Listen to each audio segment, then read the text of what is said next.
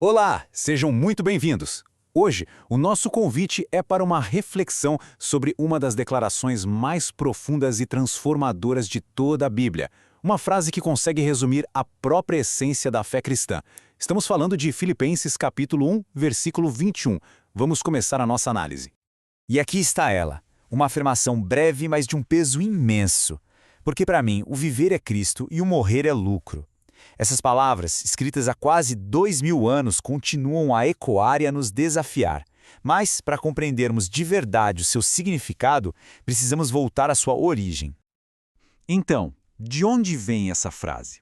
Ela faz parte de uma carta, uma epístola, escrita para uma comunidade específica, em um momento muito particular. É fundamental examinar esse contexto para desvendar a profundidade dessa declaração. Bem, o autor é o apóstolo Paulo, e ele escreve aos cristãos que viviam na cidade de Filipos. E esta não é uma carta de repreensão, muito pelo contrário, é uma carta de profundo afeto e encorajamento. O foco de Paulo aqui é fortalecer os pilares da jornada cristã: a fé, a esperança, o amor e, claro, a perseverança diante das dificuldades. E é justamente dentro dessa mensagem de esperança que nós encontramos o nosso versículo. O ponto central é que ele não é apenas uma frase bonita ou poética. Ele estabelece o princípio fundamental de toda a vida cristã, que é uma vida completamente orientada para o serviço a Deus. Certo? Agora que já entendemos o contexto, vamos nos aprofundar na primeira e mais crucial parte da declaração: o que de fato significa dizer "o viver é Cristo". Esta é a essência de toda a questão. Viver para Cristo vai muito além de apenas seguir um conjunto de regras. É, na verdade, uma reorientação fundamental de toda a existência. Esse processo se inicia com o que é chamado de novo e celestial nascimento, um momento a partir do qual Cristo se torna o objetivo, o modelo e a força motriz por trás de tudo.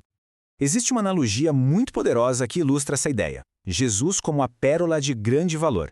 Imagine encontrar um tesouro tão, mas tão precioso que alguém estaria disposto a abrir mão de tudo o que possui para obtê-lo. É essa a centralidade radical que a declaração de Paulo implica. E esse ponto nos leva a um contraste fundamental entre duas formas de viver. De um lado, uma vida focada em Cristo, que busca a glória de Deus, que busca seguir o seu exemplo e servi-lo. Do outro lado, uma vida focada no próprio eu, que busca um engrandecimento pessoal, a autossatisfação e os objetivos próprios. A declaração de Paulo é uma escolha clara por um desses caminhos. Muito bem, se viver é Cristo, então qual seria o objetivo final dessa vida? A resposta aponta para um propósito único e abrangente que deve direcionar absolutamente todas as ações. O objetivo final, independentemente das circunstâncias, é sempre este: a glória de Deus. Não se trata, em última análise, de sucesso pessoal ou felicidade, mas de honrar a Deus através de Cristo em cada aspecto da vida. E por que Cristo é tão central para esse objetivo? Porque Ele é o mediador. Sua vida oferece um modelo perfeito. Seu sacrifício e ressurreição nos dão a esperança de comunhão com Deus. E é essa esperança que dá sentido não apenas à vida, mas também à morte, transformando-a em lucro. Assim, seguir seu exemplo é a forma concreta de servir e glorificar a Deus.